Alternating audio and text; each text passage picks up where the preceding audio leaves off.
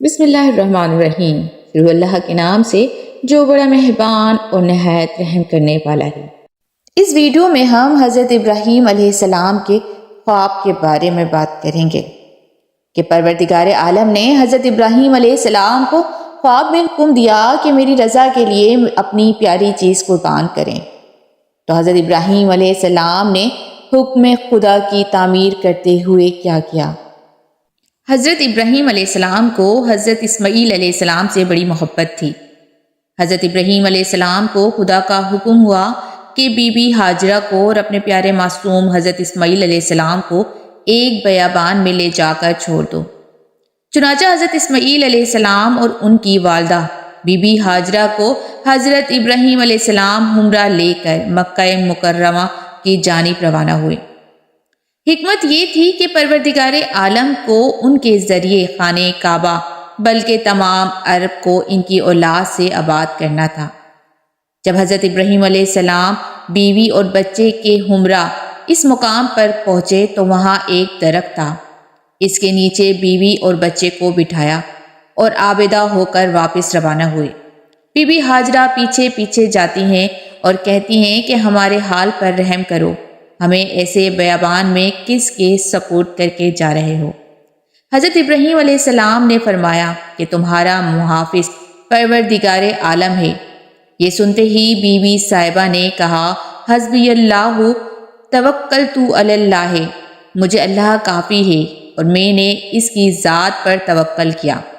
حضرت ابراہیم علیہ السلام نے حسرت کے ساتھ شام کا راستہ اختیار کیا۔ جاتے جاتے جب آپ ایسی جگہ پہنچے جہاں سے بیوی ہاجرہ اور پیارا اسماعیل نظر نہیں آ رہے تھے، وہاں آپ نے کعبے کی طرف منہ کر کے بڑی عاجزی سے پروردگار کو پکارا، اے ہمارے رب، میں نے اپنی اولاد کو ایک بغیر کھیتی کی وادی میں آپ کے محترم گھر کے پاس بسایا ہے۔ اے ہمارے رب، تاکہ وہ نماز قائم کرے، پس آپ لوگوں کے دلوں میں ان کی طرف مائل کر دیجیے اور ان کو پھلوں کی روزی عطا فرمائیے تاکہ وہ شکر کریں۔ حضرت ابراہیم علیہ السلام کو جہاں بھی کوئی حکم ملا فوراً اس کو پورا کیا، البتہ ان پر یہ احسان کیا کہ پہاڑ کے پیچھے چھپ کر اپنے رب سے ان کی حفاظت اور امن و اطمینان کے لیے دعا کی۔ اس دعا کو پروردگار عالم نے ایسے قبول فرمایا کہ یہ بے بس عورت اور بچہ صرف خود آباد ہوئے بلکہ ان کے طفیل ایک شہر آباد ہو گیا۔ آج ان کے طفیل اہل مکہ ہر طرح کی نعمتوں سے مالا مال ہیں۔ حضرت ابراہیم علیہ السلام نے خدا کے حکم سے بیوی اور بچے سے ملنے آتے جاتے رہتے تھے۔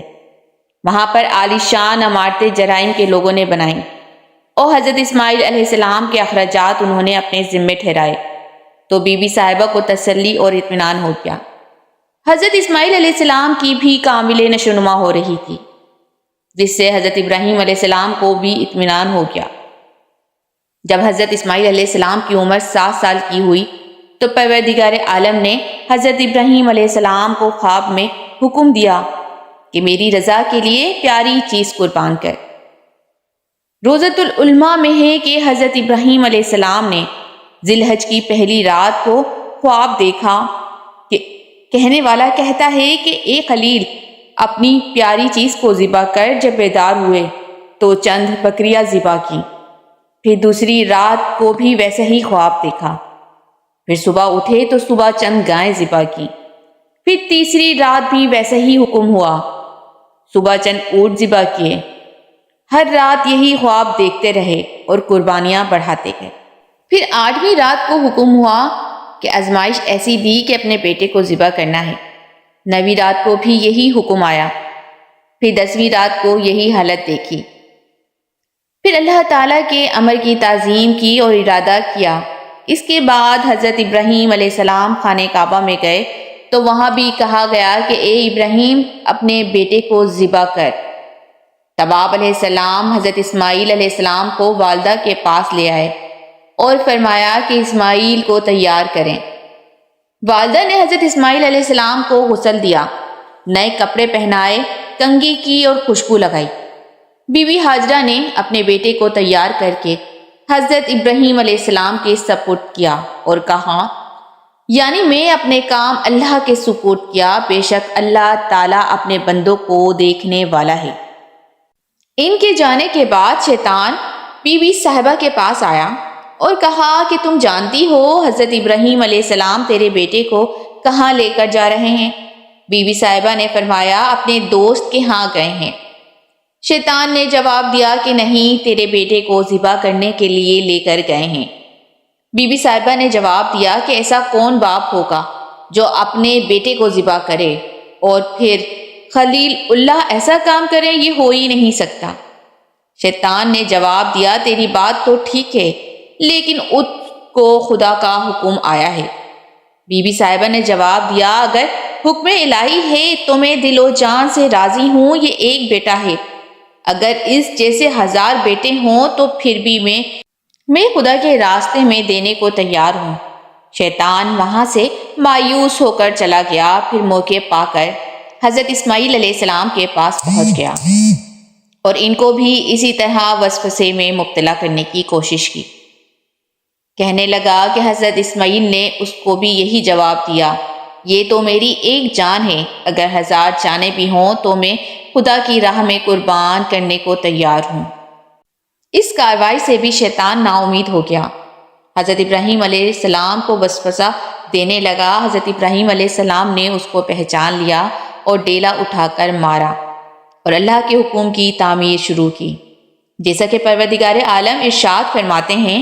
ترجمہ: پس جب وہ اس کے ساتھ چلنے پھرنے کی عمر کو پہنچا، اس نے کہا اے میرے بیٹے، میں خواب میں دیکھتا ہوں کہ تم کو ذبح کر رہا ہوں، پس تم سوچ لو کہ تمہاری کیا رائے ہے۔ اس نے کہا اے میرے ابا، آپ کو جو حکم دیا جا رہا ہے اس کو کر ڈالیے، انشاءاللہ آپ مجھ کو صبر کرنے والوں میں پائیں گے۔ پس جب دونوں متی ہو گئے اور ابراہیم علیہ السلام نے اس کو ماتھے کے بل گرا دیا اور ہم نے اس کو آواز دی کہ اے ابراہیم، تم نے خواب کو سچ کر دکھایا، بے شک ہم نیکی کرنے والوں کو ایسا ہی بدلہ دیتے ہیں، یقیناً یہ ایک کھلی ہوئی آزمائش تھی اور ہم نے ایک بڑا ذبیحہ اس کی فدیے میں دے دیا۔ حضرت اسماعیل علیہ السلام نے عرض کی جلدی کرو کہ خدا کے حکم میں تاخیر نہ ہو جائے۔ حضرت ابراہیم علیہ السلام نے پھر چھری تیز کی، پھر بھی کوئی بال نہ کٹا۔ حضرت ابراہیم علیہ السلام نے چھری کو پتھر پر مارا، چھری کو اللہ تعالیٰ نے بولنے کی طاقت دے دی۔ چھری نے کہا اے ابراہیم، میں تیرا حکم مانوں کہ تیرے رب کا؟ تو کہتا ہے کاٹ اور تیرا رب کہتا ہے نہ کاٹ۔ اتنے میں حضرت جبرائیل علیہ السلام جنت کا دمبا لے کر حاضر ہوئے۔ حضرت ابن عباس رضی اللہ تعالیٰ عنہ فرماتے ہیں کہ یہ دمبا 40 سال تک جنت میں چڑھتا اور چگتا رہا۔ حضرت جبرائیل علیہ السلام اسے لے کر اتر آئے اور کہا کہ بیٹے کے بدلے آپ اس کو ذبح کر دیجیے۔ چنانچہ ایسا ہی کیا گیا۔ خدا کے حکم سے حضرت اسماعیل علیہ السلام کی گردن پر تانبے کی ایک سکتی رکھ دی گئی تھی۔ حضرت اسماعیل علیہ السلام کو کسی قسم کی تکلیف نہ ہوئی۔ جب حضرت اسماعیل علیہ السلام کی عمر 15 سال ہوئی تو بی بی ہاجرہ کا انتقال ہو گیا۔ بی بی ہاجرہ کو حجرہ اسود کے پاس دفن کیا گیا۔